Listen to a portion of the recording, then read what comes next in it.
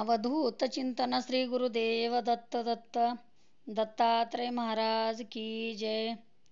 नमस्कार मित्रांनो, आजच्या व्हिडिओमध्ये आपलं स्वागत आहे।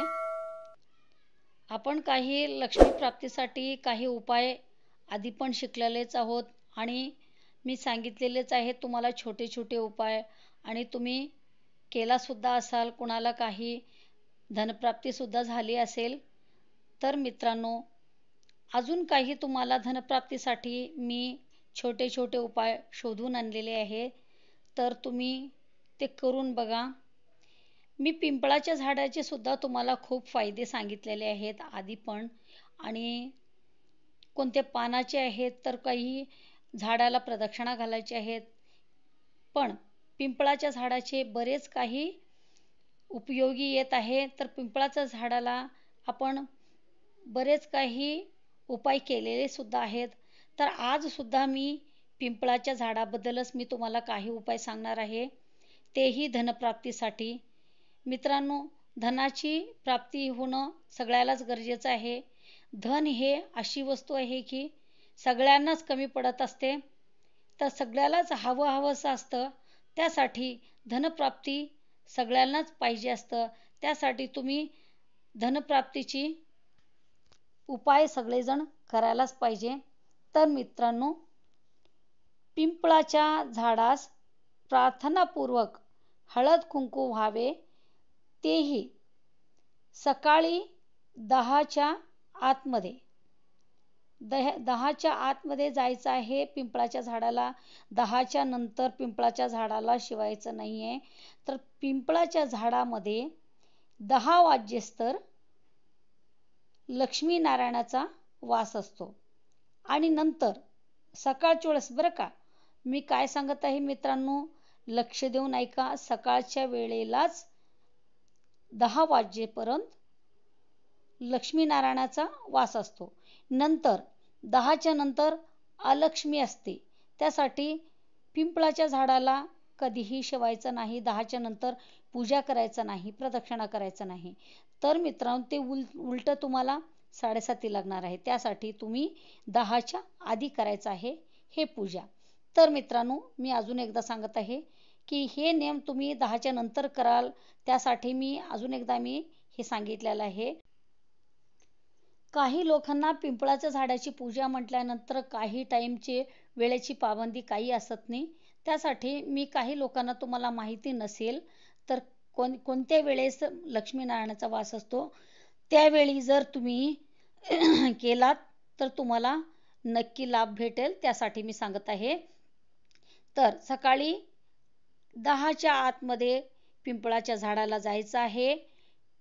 पिंपळाच्या झाडास प्रार्थनापूर्वक हळद कुंकू अक्षदा व्हायचे आहेत, फुलं व्हायची आहेत। त्यास दुधाचा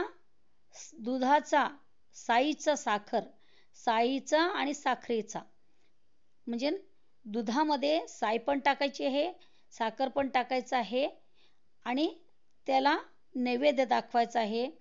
आणि त्यानंतर 21 प्रदक्षिणा त्याला पिंपळाच्या झाडाला घालून घ्यायची आहे।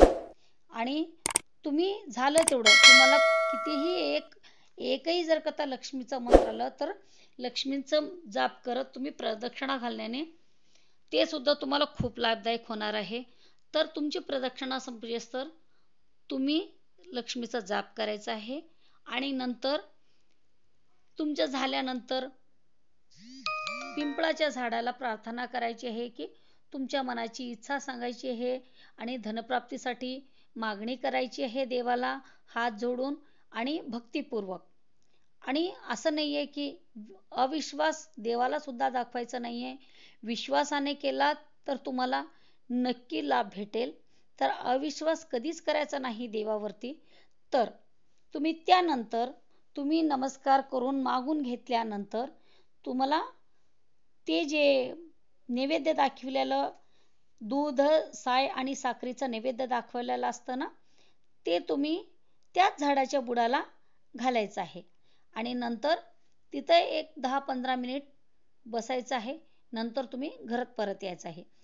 तर मित्रांनो, हा उपाय तुम्हाला 41 दिवस करायचा आहे न चुकता।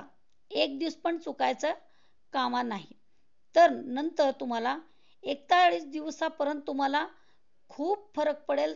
तुम्हाला जाणवेल की किती लक्ष्मी प्राप्ती होत आहे आणि कुठून तरी पैसा येत आहे आणि तुम्हाला धनसंपत्ती वाढत आहे, हे तुम्हाला जाणवायला लागतं. तर मित्रांनो, हा उपायामध्ये न पैशाचा खर्च आहे, न वेळेचं पाबंदी आहे, न जास्ती वेळही लागत आहे. तर तुम्ही कोणी जॉबचे आहेत, तर कोणतं बिझनेसवाले आहेत, तर सुद्धा तुम्ही एक 15-20 मिनिट काढून हा उपाय करू शकतात. तर ह्याला काही पाबंदी नाही. पुरुष करा या स्त्री करा, तर कोणी करा, पण भक्तीने करा. पण एकच जण करायचं आहे. नाही आज पुरुष गेले घरातले आणि नंतर स्त्री करायचं आहे, अर्धा असं करायचं नाही आहे. जे कोणी तुम्ही नियमानं करणार आहात, त्यांनी